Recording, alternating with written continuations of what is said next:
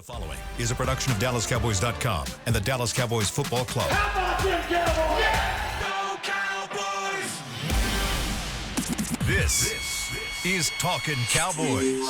Streaming live from the Dallas Cowboys World Headquarters at the Star in Frisco. C.D. Lamb, touchdown. Parsons has sacked it. Prescott keeps it, and he bangs it in for the touchdown. And now your hosts, Isaiah Stanback, Patrick Walker, Josh Rodriguez, and Kyle Yeomans. It's a Talkin Tuesday edition of Talkin Cowboys presented by Black Rifle Coffee Company, live from the Star in Frisco, Texas in the SWBC studios. Welcome in, everybody, as we continue to break down the 44-19 Cowboys loss to the New Orleans Saints. They are now tied atop the division as the Commanders are 1-1. The Cowboys are 1-1, and after Monday Night Football, thank you, Kirk Cousins and the Atlanta Falcons, the Eagles are also 1-1. Kirko, baby. We've got Patrik Josh Walker. We've got Josh Rodriguez, Chris Beam in the back. I'm Kyle Yeomans. Isaiah Stanback out today. He's on this little show called Good Morning Football. Yeah, kind of a big deal. Big deal. Kind of a big deal. So if you haven't checked it out already, watch our show first. Go ahead and knock out Talkin Cowboys. Get it out of the way. We're only 45 minutes. It's fine. And then you'll go and watch Good Morning Football the rest of the morning. It's a solid plan. There you go. I think that's the best way to spend your morning. Agreed. I thought you should Other spend than every oats. morning, to be fair. Other on than eating your Mondays oats. and Tuesdays and Wednesdays. Other than eating your oats. You gotta eat your oats. Eat the oats. Eat the oats. Eat the oats. Get Talking Cowboys in. Yep. Get some Isaiah Stanback on. Good Morning Football, and you get your day started off right. Yeah. Get your Invisalign things in and rock on. Yeah, You know what I Black mean? Rifle Coffee Black ready to Rifle roll. Coffee. You drink your Black Rifle Coffee first, and then you do the Invisalign. Yeah, know you what I'm can't saying? do both. You can't. No. I did Invisalign a couple years ago, and that was the still first do thing. as a proud customer, right? Well, I'm done. I'm done with it now. Oh, okay. Yeah. It was awesome. I can tell. Oh, yeah. Oh my gosh. It was awesome. I loved it, and the difference was significant. But that was one of the first things they said. They were like, "Don't drink coffee with your retainers in, because it'll stain them and it'll make them Right, yellow." And I was right. like, whatever, dude. And the first trays I had, And I drank coffee, then- and I was like, ooh, bad idea. And then I was like, I I was like, okay, let me not do that. should But probably have listened to Kyle. yeah, I tried. I You're thought such I a was, rebel. I know. I'm just an outlaw. He bucks the system. He really does. Rage every level. Rage against the machine. Yeah. 100%. Today is a Talkin Tuesday, 888-855-2297. I also was just told, I learned this today. This is my 6th season with the Dallas Cowboys. Oh wow! Congratulations. Thanks, dude. I had no idea up until this very moment that the number stands for 888-TLK-CBYS, as in Talk Cowboys. You were today years old. Today. It's kind of our number if you think about it. Yeah. You know what I mean? Like Yeah. everybody else uses You don't it. have to think about it. It just is. It is our number. It just is. So It's- storyline, it's not you kind of owe it 888 to Talkin Cowboys. storyline, or We don't make the 888 rules. The break, or 888 players. Like, it's none of that. Nah. Yeah, it's Talk Cowboys. Talk Cowboys. Yeah. Right. But Bars. we are going to take your calls, 888-855-2297. Go ahead and get on the phone line right now. Let's start with some news and notes. Patrik Josh Walker, we just heard from one Jerry Jones on the fan. We did. The biggest takeaway from the weekly Jerry Jones radio address on 105.3 The Fan is the status of Dalvin Cook. Obviously, we were talking about it yesterday, and we were, wondering if this was the week that Dalvin Cook would be elevated. This is going into week 3 for all of them, including him, because he was here before the season began, and it was a ramp-up process to this point. But then when you look at some of the struggles the Cowboys had on the ground against the New Orleans Saints, felt prudent to consider Dalvin Cook for this week against the Ravens, especially considering how important this game is and the desperation of the 0-2 Ravens. But Jerry Jones says he doesn't necessarily see that as a consideration this week. So does that absolutely, yeah, no, Josh, I dropped my head when I heard it as well. Does that absolutely rule out Dalvin Cook as a possible elevation? Not on a Tuesday, it doesn't. Can we get a one shot of Josh real quick? Yeah, I know. Oh my God! Hey, that's the thumbnail. I know. That is the thumbnail. Can't cook up is the headline, and that's the thumbnail.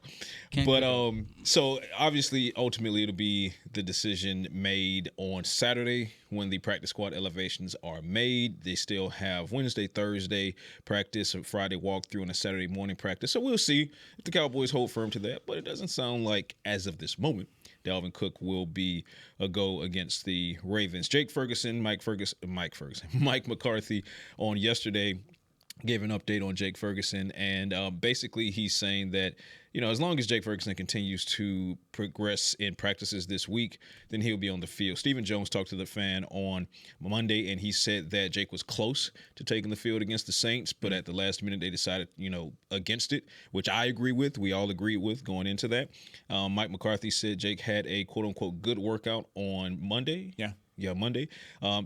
Signs he worked out pregame Sunday too. He did. Yeah. He did a little bit before he went and put his socks and slides on. But he's trending toward playing against the Ravens. So barring a setback at any point this week, I see Jake Ferguson getting on the field for the Cowboys against the Ravens. And I'm still of the mind that it was best to sit him 100% for that game. He didn't need to see that.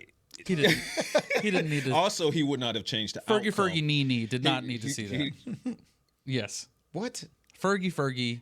We're not making nicknames off of He's injuries. got two knees. No, I'm saying that's what we're not going to do. It checks out. No, it doesn't. Believe me. No, the nickname checks out. All right. I'm thinking about it. I'm a little more of the turpy speed sort of guy, but I'm not even that. But we're definitely not. We're going to steer away from naming after body parts.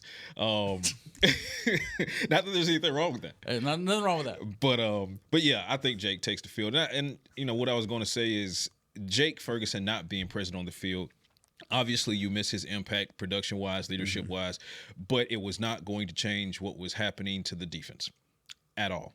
So the defense, they allowed 6 touchdowns in the first 6 possessions of the game. Jake Ferguson being on the field might have gotten the Cowboys a +1 in the touchdown category, maybe. But it wasn't going to change the fact that the Cowboys were getting dog walked in that game. Yeah. Now this is a different situation going up against the Ravens, especially a secondary, especially a front 7. Let's put it this way, that features linebackers who can play some freaking football, right? 100%. So yeah, I think Jake takes the field. And not to bag on Luke Schoonmaker, but he had a really decent game. He actually had a quarter. career game. Yeah, he had quite literally a career game. He literally had a career game. He showed up in those first 2 drives. I said on Twitter during the game, towards the back end of the game, I was like, the positives are slim pickings in this game. There are so many negatives, and there are not a lot of positives at all. Brandon Aubrey being one of the positives, obviously. But Luke Schoonmaker was a positive for me. Absolutely. Right? I think he had 6 targets. Catch? Without me glancing, I think he had 6 targets, and he caught all 6 of those targets. He had the one-handed catch. The ball sailed a little bit on Dak Prescott. And here you have Schoonmaker doing a Jake Ferguson impression with the one-handed situation. So was it a lights-out affair for Schoonmaker? No, but it was literally a career day for him. And you wanted to see him make some steps forward in the absence of Jake Ferguson. And that's exactly what he did. So give him credit for it. Give him credit for it. No doubt. And I think if you see Schoonmaker take a step forward this year, that's a good thing overall for this offense, because then you've got 2 tight ends that you trust significantly. Of course, we've talked about John Stevens Jr. We've talked about Brevin Sport. Unfortunately, nobody scored a touchdown in week 2, so nobody's wearing a full set of pads. No. That one's unfortunate. We are wearing 2 chains today, by the way. We always wear 2 chains. Kirko. Yeah. Kirko.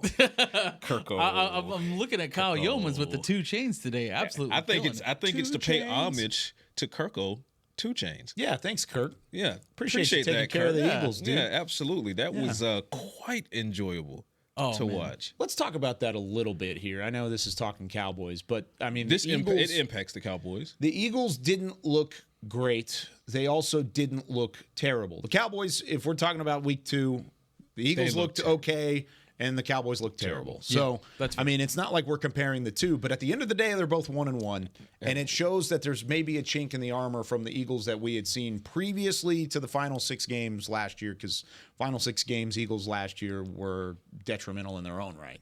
I was feeling that too. I thought coming into this season that the Eagles were going to stay on that trend of like not being that great. Granted, they stole one from Green Bay. They're mid. They're very mid. They're really mid. One banged up too. I really don't think Jalen Hurts is that dude. This is me looking for F's to give. I don't want to hear about banged up. I'm not talking about the Eagles. I'm talking about the Packers. Oh, okay. Yeah. Well, yeah, because of the Eagles. Yeah, because of the Eagles. Yeah. But I mean, the Eagles are mid. That's just that. The funny thing about it is, and not funny, but just I funny. thought you were calling the Packers mid. Not with Jordan Love, they're not mid. with Jordan Love. You're talking about I'm talking about the Eagles. Yeah, you think absolutely. they're mid? Yeah, after what the Packers did to us, you cannot call them. Yeah, no, I'm not. No, can't. So won't. But the Eagles can and will. Cowboys walk into Cleveland, and you know, pun intended, you dog walk them. Yep. Right? You dog walk them on the road. You come home, and you're one of, if not the worst team in the NFL. You get dog in walked week at 2. home. You get dog walked at home. Yeah. The Eagles barely escaped against the Packers, right? Should have lost that game. And then they struggled the entirety of the game against the Falcons before they finally get something going late in the game, and then they completely wet the bed at home against the Falcons team that you really, at primetime Kirk, no less. Yep. Yeah. And if you know about primetime Kirk, you know that's not a good version of Kirk, right? So what do? You get Kellen Moore, and then that's a conversation that's happening on Twitter right now. That's a discourse. Should he have, changed up and called that pass play to Saquon on the screen on the outside? I don't think he should have. People were blaming Saquon, and you're right. If that ball's coming your way, catch the ball. We were just 100%. talking about this. Two things can be true. Yep. What's also true, and a bigger truth for me, is that Saquon, as you were handing off the ball to him, he was mauling the Falcons defense, and He's still you legit. needed the clock working in your favor and against them, so you needed it running, so they could burn timeouts.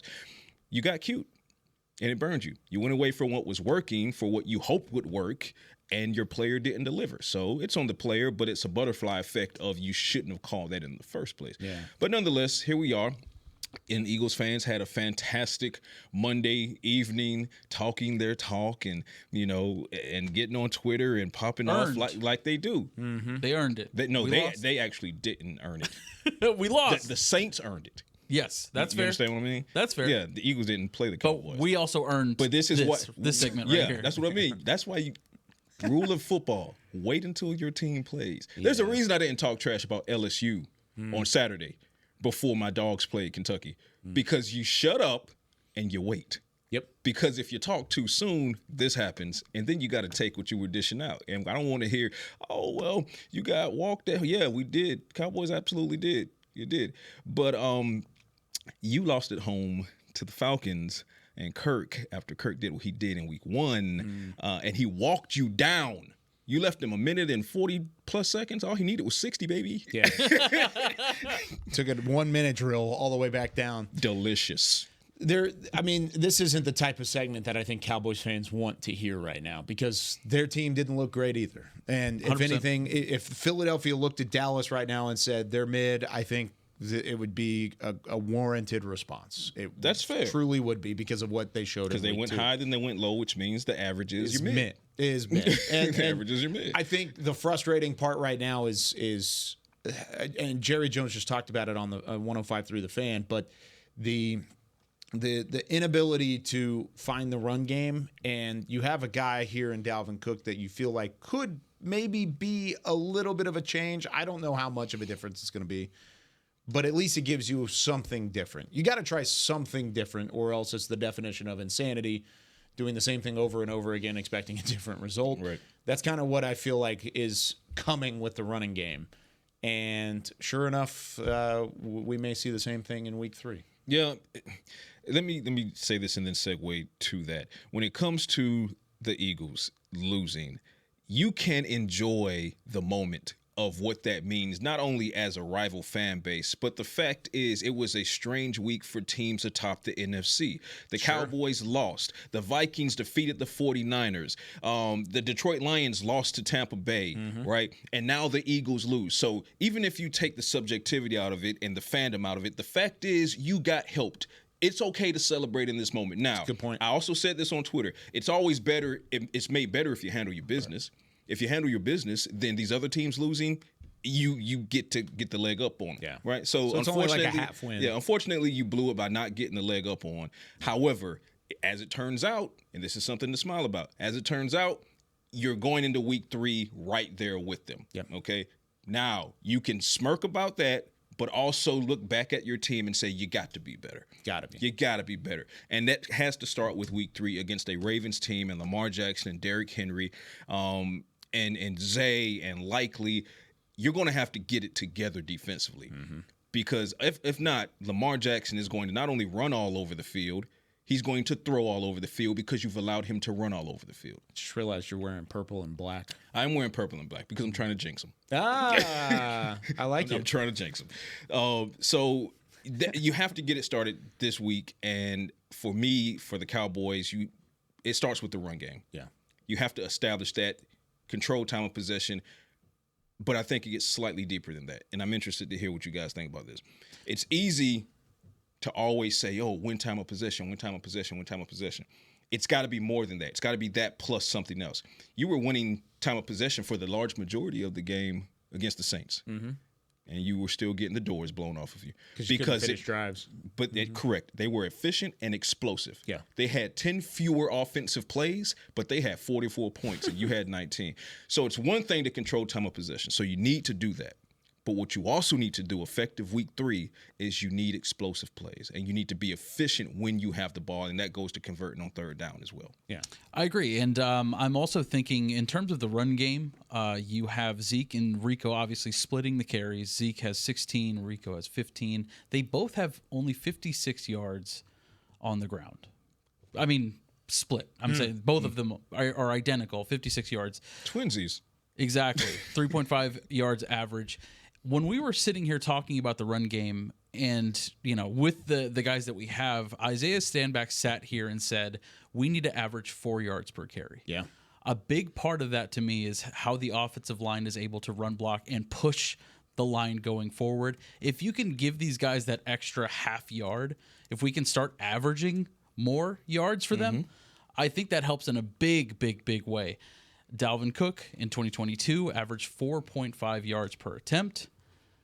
However, last year with the Jets and then also at the end with the Ravens, only averaged 3.2 yards per attempt.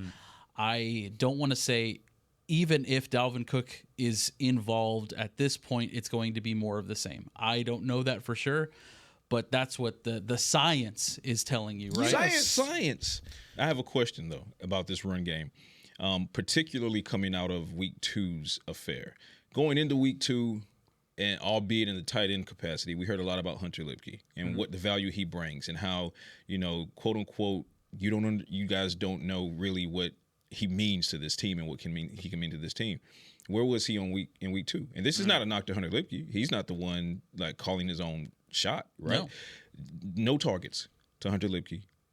No handoffs. Nope. To Hunter Luepke. And he had a solid week 1. Right. I say that to say, let's get Hunter Luepke involved and see if that can help jumpstart this run offense. He played 10 snaps, 14% of the offensive play calls. 10 snaps. Touched the ball 0 times. These are some of the guys that touched the ball either equal or more than Hunter Luepke did. Deuce Vaughn, Brevin Spann-Ford had 12 more snaps than Hunter Luepke. Jalen Brooks had 18 more snaps than Hunter Luepke. And then the rest of the guys you would kind of anticipate being there. But of course, I mean, get Hunter TJ Bass almost had the same amount of snaps. And TJ Bass played 8 offensive snaps in place of Zach Martin.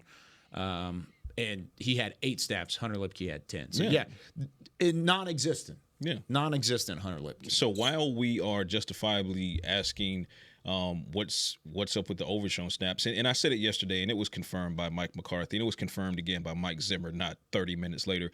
It was because it was base packages versus sub packages. So, ladies and gentlemen, go back and watch yesterday's episode for a breakdown on why overshown only had 18 reps against the Saints, and hopefully that changes going forward, effective immediately. But not indifferent from that or dissimilar from that is the Hunter Luepke question. So much praise is being heaped upon the value of Hunter Luepke and what he can bring to this offense. We didn't see any of that. Where is it in at? week 2? So hopefully we see it in week 3 because, again, this rushing attack needs some juice. And I just feel like Hunter Luepke, we're talking about Dalvin Cook, and maybe Dalvin Cook can come in and give you what he was a couple of seasons ago versus what he was last season. Yeah. But number one, you don't know who are you pushing to the side for Dalvin, which is a conversation. I think. That's a conversation. But I think before, and maybe this is what Jerry is thinking. Maybe, I don't know. I don't want to speak for the man, but the only way I could justify not activating or elevating Dalvin Cook is if I am of the firm belief that Hunter Luepke gets really involved in this Week 3 game. Because if Dalvin Cook is not elevated and Hunter Luepke is put on a milk carton again and this rushing attack struggles again, the questions just get bigger. And it's going up against the Ravens front seven that's significant. That is good. They've got safeties on the backside. They're going to challenge this passing attack. This is not going to be an easy offensive matchup for Dallas this week. And we'll break that down on Thursday a little bit more in depth. But, yeah, I'm not looking forward to it, especially if there's not going to be any changes made in between now and that. Doesn't need to be anything crazy. I saw somebody ask me the question of, are you talking about in-house making a change, free agents making a change, or trades when it comes to the running back room? I don't think there's a wrong answer, but there's a right one somewhere. I think right now your wrong answer is keeping it the same. That's where I'm at. If you need to make a trade, right? Exactly. If you need to make a trade, go make a trade. Go make it happen. You've got some draft capital. Make it work. Mm-hmm. If it works that way, fine. Because either that or you're talking about Ollie Gordon or Brooks out of Texas Tech and Oklahoma State, the Ollie Gordon in the draft. And we're talking about a first-round pick, which you should never, ever spend on a running back, but you need one that badly that you might have to at that point. I want to see what a trade looks like. I want to see free agents, it's probably already slim pickings as well. Yeah, now Kareem Hunt is trying out for the Chiefs. Yeah, you've got Dalvin Cook in the backfield waiting on the practice squad, waiting. Maybe that's the answer, but at least give it a shot. Kick some tires. I don't see that there's an available free agent that would give you much more than you're hoping Dalvin Cook can. That's why I think it's either a trade or Dalvin Cook. Because even Cowboys fans, that are asking, well, why didn't they go and sign Kareem Hunt? Because they have Dalvin Cook. Yeah. And what's the difference? Not a lot. If anything. Yeah. So if you were going to point at a particular person and say, okay, this might be the fix, that person is likely already on a team, so you're going to have to go trade for him. Yeah. Oh, man. I don't like talking about it, but we have to. We have to talk about it. Because we talk Cowboys. Because we talk Cowboys. And you've got an opportunity. The number says it all. The number says it all. 888-855-2297. We've got our first callers on the line. We'll get to them when we come back right after this with more Talking Cowboys. Todd thought it would be secure to jog in the cheetah savanna. Todd believed the big cat repellent he bought online was reliable. And now, Todd is trying to be faster than this cheetah that can run 80 miles per hour. But the good news is, Todd has AT&T 5G that is fast, reliable, and secure. And he learned the best thing to do is stop running and toss her the backpack with the beef stew. AT&T 5G. Fast, reliable, secure. 5G requires compatible plan and device. 5G may not be available in your area. See att.com/5G for you for details. If you're looking for fresh American roasted coffee that gives back, you need to head to your local grocery store and pick up a bag of Black Rifle coffee. That's right, America's coffee is now available in the coffee aisle of a grocery store near you. Black Rifle Coffee Company is veteran-founded with a mission to give back to those brave men and women who have served our nation. Every bag, box, or can you purchase helps support that mission. Head to your local grocery store and roast yourself some Black Rifle coffee today. They say champions are remembered, but legends are never forgotten. United Ag and Turf offers a winning lineup of John Deere equipment built to tackle any challenge on and off the field. Legendary John Deere tractors, combines, residential mowers, commercial mowers, compact construction equipment, Gator utility vehicles, and a full line of golf and sports turf equipment. United Ag and Turf, the official Ag and Turf equipment supplier of the Dallas Cowboys. Visit UnitedAgAndTurf.com to find a location near you.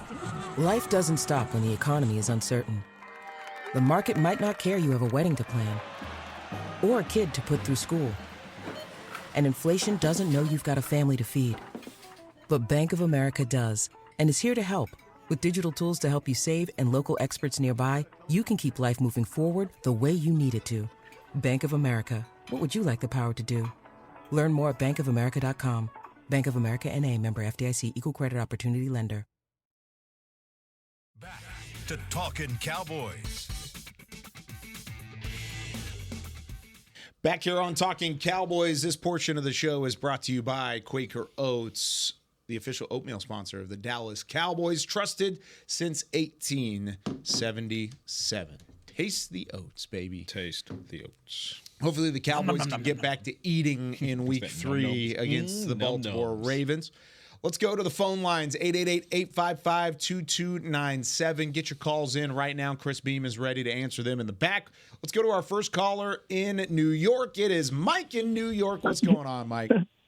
What's going on, guys? Obviously, I call the show all the time. You know that. My biggest concern, obviously, watching the game was our rush defense, run defense. How in week 1 we were so good, and in week 2 it's like a total disaster. It reminded me of last year's playoff game. I mean, honestly, I know it's only week 2, but still, we gotta get it fixed. I agree. Mike, thanks for the call. Let's talk about that run defense a little bit here, because you go back and you watch the film a little bit more in depth in between yesterday's show and today's show. And these defensive tackles got absolutely annihilated. They did. No ifs, ands, or buts. It looked like Thanos was blocking up front and just Marvel reference, and just pushing forward.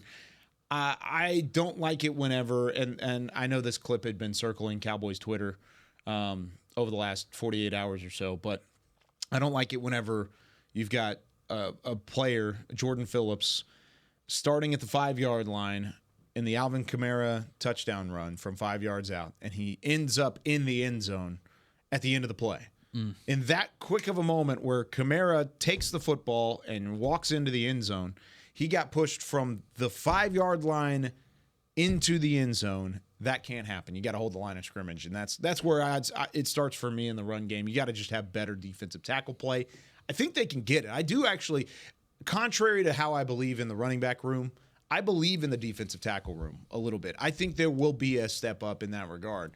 Maybe that's crazy. Maybe that's a little outlandish. I thought there was some good film from Phillips outside of that rep. I thought there was some decent film from Linval Joseph in limited action. I think there's ways that they can improve. I just haven't seen it yet. Yeah, I think they were standing in the lunch line with empty pockets yesterday. Just got absolutely bullied in that game. Empty pockets, man.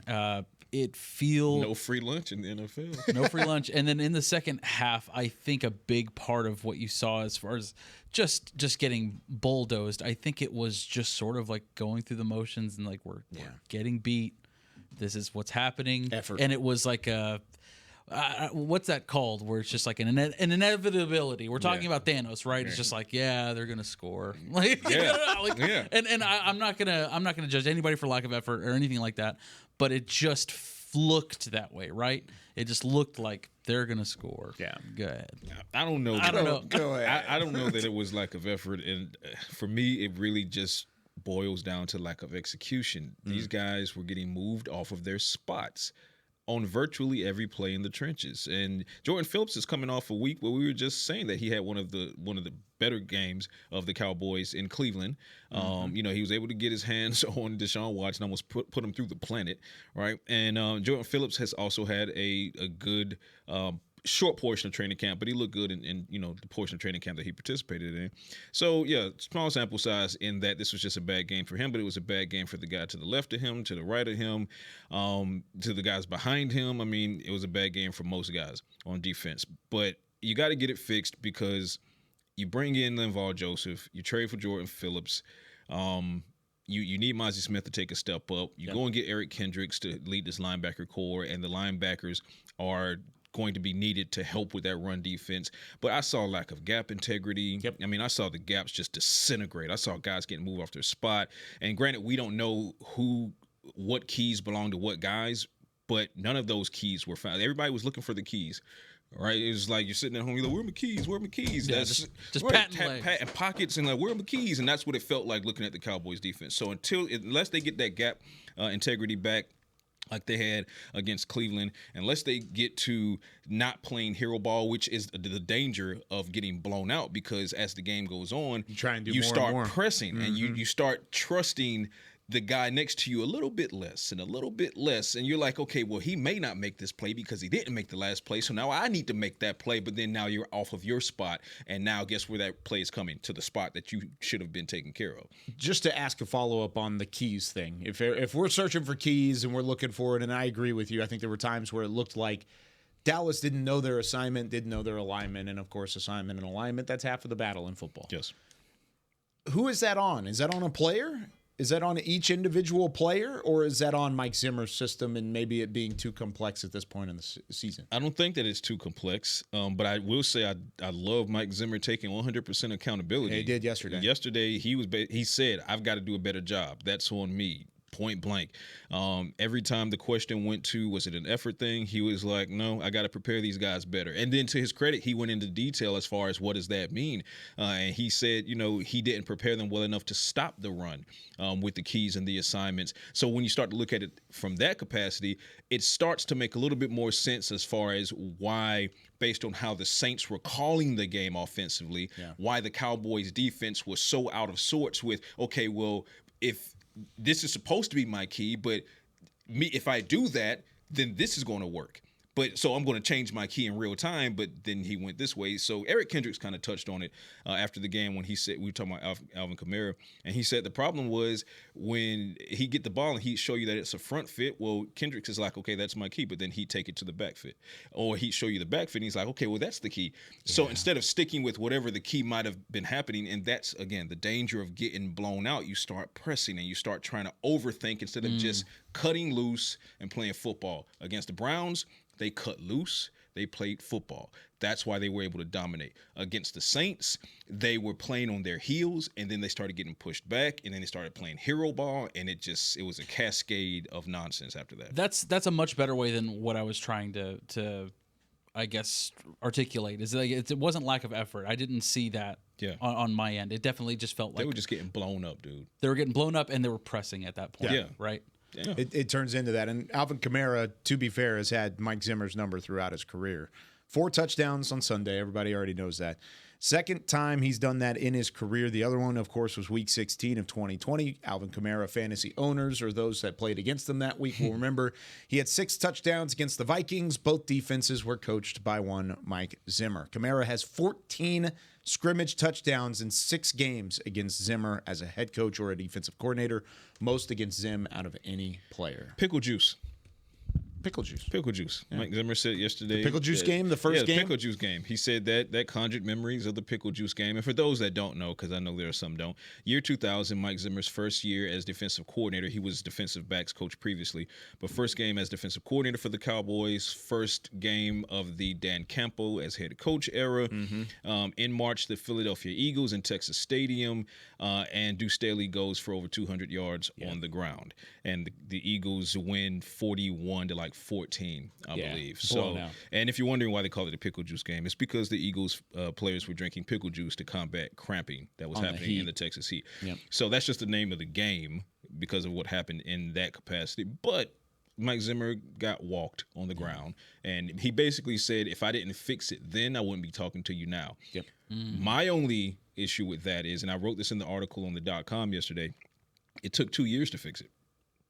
Right, because they went 5-11 that year, right? And I'm not so much on the record as far as, because if we're focusing on the run defense, the record is the totality of the team: quarterback, head coach, offensive play calling, the whole situation. But if we're talking about did Zimmer improve over the pickle juice game, he did. It got better in 2001, and then in 2002, in both yards per carry and in rushing touchdowns allowed, the Cowboys' run defense was top 10 in the league. So he did fix it. Problem is, he only has a 1 year. He only has a 1 year deal right now, so you don't have 1 or 2 years to fix. How about a week? How's a week? How's a week? You had a little bit of time. How's 6 days? Yeah, okay. Let's make it work. That's what you got. Yep, that's what you got to deal with. All right, let's go to Gary in New Mexico. Gary, you're on Talkin Cowboys. Thanks for the call again. What's going on? Hey guys. There was a Joan Jett song when I was in high school called I Hate Myself for Loving You, and that is my song for the Cowboys. I just can't break free, man, and even after as bad as they look Sunday, I'm still cautiously optimistic. And let's think about this, and y'all have talked about this some, but this is a new defensive scheme. You're going up against a New Orleans team that's running a new scheme, so it's an uncommon opponent. We got a lot of young guys out there playing. Overshown's basically a rookie coming off of a bad knee injury. Diggs is coming off a bad injury. You got a rookie corner on the other side. And then you look around the league. Look at what happened to the Rams. Look at what happened to Philadelphia and San Francisco and Baltimore. It was just one of those weeks, man, where things went differently than we all expected. I have confidence that they can get this corrected and get this fixed and still do everything that we hope that they can do. So I just like your thoughts on that. No, I appreciate the call, and it does provide a little bit of context when you do look around the league. Like I said, this is not giving an excuse to how Dallas played on Sunday. No doubt about it. Two things can be true. Absolutely. But there was a 10-game slate, and it did not disappoint. Saints, of course, beating Dallas. The Raiders upset the Ravens in Baltimore, and now the Ravens are a little upset coming in here on Sunday. The Bucs upset the Lions in Detroit. Vikings upset the 49ers. Commanders kick a walk-off field goal to win a divisional game. Seahawks win in overtime. Malik Willis somehow leads the Packers to a W, and a lot of people didn't even know that Malik Willis was on the Packers until he started that game because Jordan Love is out.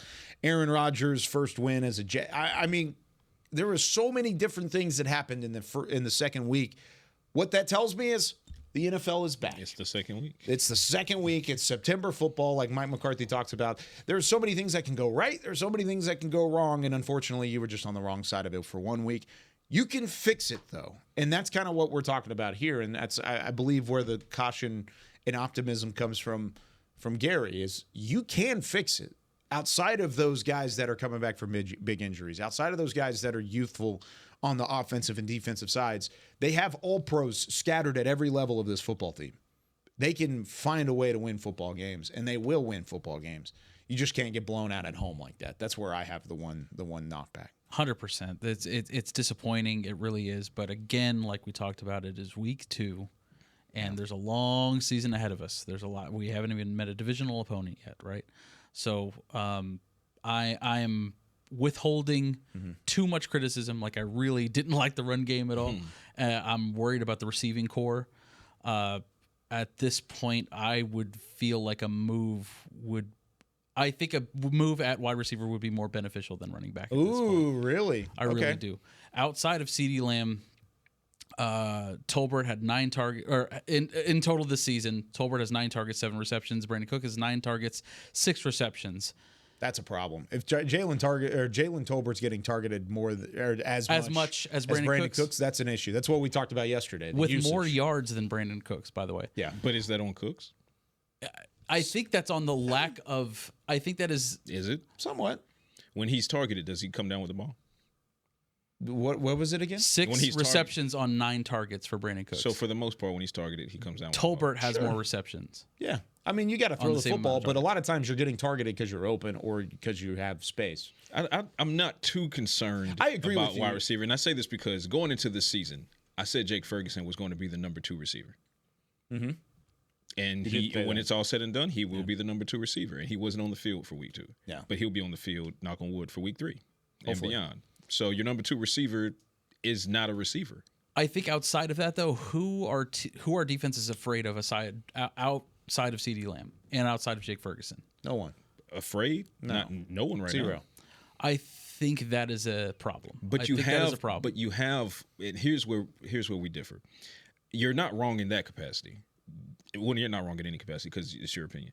But what I view it as, if you're talking about possibly making a trade at wide receiver as being more beneficial than making a trade at running back, you have to look at talent levels, right?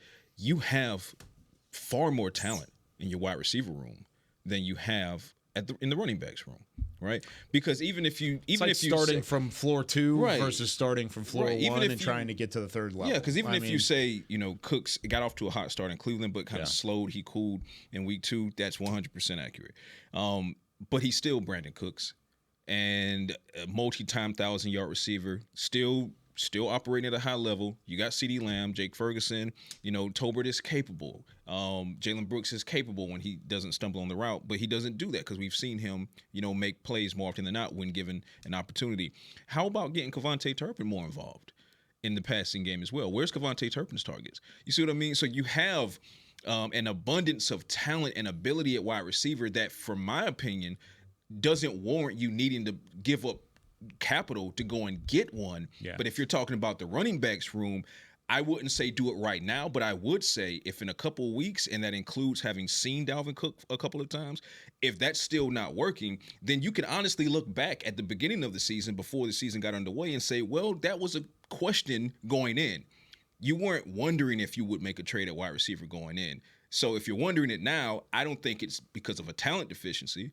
It goes to how are you scheming, how are you targeting? Get Kevontae Turpin more involved, stretch the field a little more often, get Cooks more involved a little bit earlier so he can get in the rhythm, and then Jake Ferguson, obviously, so forth and so on. So that's what I mean when I say I wouldn't trade for a wide receiver in lieu of trading for a running back. And this is not a team that likes to strike a lot of trades. So careful what you're asking that they trade for, because if they trade for A, they're not going to trade for B. Yeah. All right, let's take our second break because we've got some more calls to get to with this Talkin Tuesday. 888-855-2297. We'll be back with more Talkin Cowboys right after this. Todd thought it would be secure to jog in the cheetah savanna. Todd believed the big cat repellent he bought online was reliable. And now, Todd is trying to be faster than this cheetah that can run 80 miles per hour. But the good news is, Todd has AT&T 5G that is fast, reliable, and secure. And he learned the best thing to do is stop running and toss her the backpack with the beef stew. AT&T 5G. Fast, reliable, secure. 5G requires compatible plan and device. 5G may not be available in your area. See att.com/5G for you for details. It's the official men's skincare brand of the Dallas Cowboys, Jack Black. And right now, Cowboys fans can get 15% off their $75 order. Plus, because every deal needs a playmaker, your order will include a free 5-piece skincare set and free shipping. The Jack Black Playmaker is 4 of Jack's favorites and a full-sized intense therapy lip balm. Make a play for the playmaker at getjackblack.com/Cowboys with the code CowboysVIP. That's getjackblack.com/Cowboys with the code CowboysVIP. Welcome back into Dear Doctor, the show where I answer life's questions with an ice-cold can of Dr. Pepper. Sheila, let's hear from our next caller, would you? Dear Doctor, my friend supported me during a tough time, but what's the right gift that says, thanks for being a shoulder to cry on? Okay, this one's easy. I say give her a delicious Dr. Pepper. Nothing says, thanks, girl, better than a one-of-a-kind soda. Yes, any Dr. Pepper flavor will do. Now, just a reminder that I don't need to be a real doctor to know that Dr. Pepper is the one you deserve. If you're looking for fresh American roasted coffee that gives back, you need to head to your local grocery store and pick up a bag of Black Rifle coffee. That's right, America's coffee is now available in the coffee aisle of a grocery store near you. Black Rifle Coffee Company is veteran-founded with a mission to give back to those brave men and women who have served our nation. Every bag, box, or can you purchase helps support that mission. Head to your local grocery store and roast yourself some Black Rifle coffee today.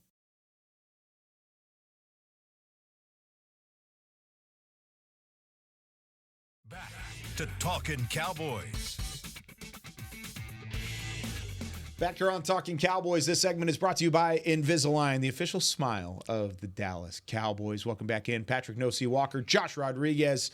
I'm Kyle Yeomans with Chris Beam in the back, and we've got Dylan from Northport, Florida on the line. Dylan, what's going on? Hey, guys. How's it going today? It's great. I know you're very involved with Storyline, but it's good to have you on the Talkin Cowboys side of things, too. Yeah, I tuned in just a little while ago, heard you guys talking about the running backs and thought I'd chime in. My thought on the whole thing with Dalvin Cook is that if you're going to elevate him, I see people wanting to take down Deuce and give up on him. And I'm just like, if you have Zeke and Cook on the roster, in the game day roster at the same time, you have an unnecessary redundancy between their skill sets. And you also created a void on special teams as well, because none of those guys are going to play special teams at that point. And if you look at the production from last week from the Saints game, if you take out Zeke's big 15-yard scamper he had in the broken play, Deuce averaged a full yard more per touch than Zeke did. So I'm considering putting down Zeke if I elevate Cook, but I'm not doing that just yet. I don't think you can really judge much based off of the Saints game with a negative script and everything that went wrong in that game. I'm giving it another week before I do anything like that. Okay, well, I like it, Dylan. That's a phenomenal take, I think. Absolutely. Dylan knows ball. Dylan does know ball. Because it does. It plays a factor with special teams. And that was one of the things that I think Isaiah has talked about it on the show before. But if you're making a move at running back with Dalvin Cook and bringing him in and you're going to elevate him, he's not playing special teams. But neither is Ezekiel Elliott. So if you are having one in the same in terms of production one way or the other, then why not? Yeah. Well, deactivate Zeke for special one. Teams either. Yeah, Rico's not doing it either. You can. That's kind of my point. Maybe and Rico's one name of those isn't two guys. Ezekiel Elliott. So, there's that too. I mean, I have and we were talking about this before the show started. A little bit of a solution to this because I don't believe in deactivating Deuce Vaughn. I'm with Dylan there. I don't believe that's the solution whatsoever. I don't either. I think he's earned that right. Yeah, too. I think a solution is to increase the value of Deuce Vaughn, and this is how you do it. You add him to the special teams mix. Wanye Thomas has definitely been solid as far as returning. The return game, but I would like to see Wanye Thomas take the reps, I would like to see them, Bones and Mike Zimmer, take the reps out of Wanye Thomas's special teams bucket and put them in the defensive bucket. Get him rotating in more often on defense to kind of help on that back end. Now, who do you put back there with Wanye Thomas?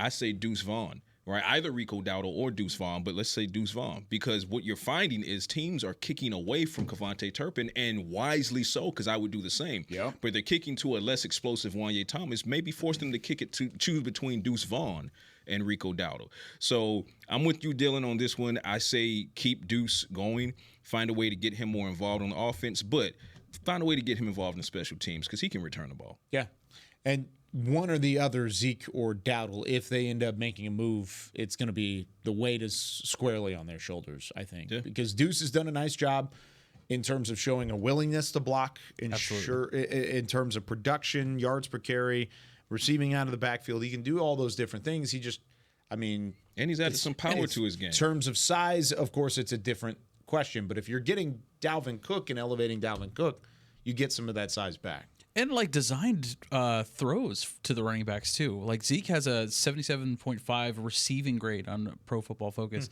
I think involving them more in the passing game as well is going to pay huge dividends for them, especially for a guy like Deuce who is shifty. Yeah, and who has better hands than Saquon Barkley. Ooh, throwing some shots at the end of the show. I like it.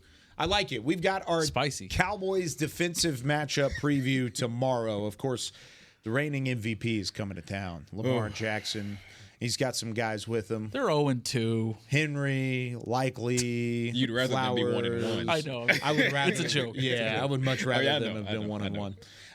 They're 0-2. They're angry. They're upset. They are coming to Dallas looking to do exactly what the Saints did in week 2. How did the Cowboys, and especially the defense, stop that from happening? We'll talk about it tomorrow with more Talkin Cowboys. Special thanks to all those who gave us a call. And we'll see you next week for more Talkin Tuesday. For Chris Beam, Josh Rodriguez, Patrick No-C Walker, I'm Kyle Yeoman saying so long from Talkin Cowboys. We'll see you tomorrow.